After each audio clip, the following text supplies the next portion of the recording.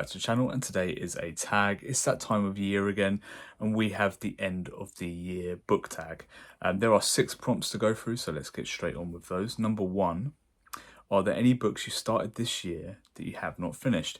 Books, not so much, but I have fallen off of my comic book reading, and the Dread Files I have, barely started. I've probably read, 20 issues, and these are all very short. So yeah, the Dread Files I have not finished, unfortunately. Number 2, do you have an autumnal book to transition you into the end of the year?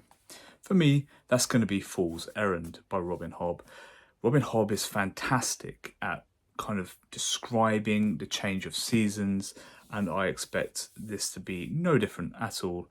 There's a lot of nature in Hobb's writing. There's a lot of seasonal descriptions. I think Fool's Errand will definitely be able to do that for me. Number 3, a new release you're still waiting for.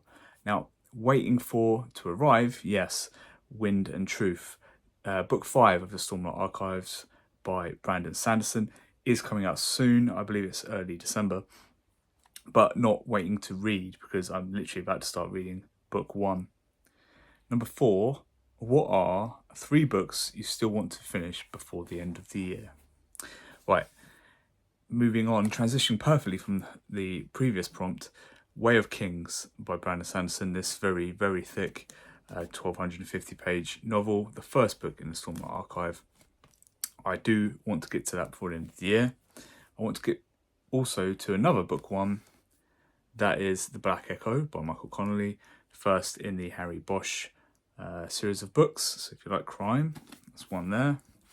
And then another book in the same universe as Faithful and the Fallen, but in a different series, and that is A Time of Dread by John Gwynne. So those are 3 books I would still very much like to get to by the end of the year. We'll see how that goes. Number 5, is there a book you think could still shock you and become your favourite book of the year?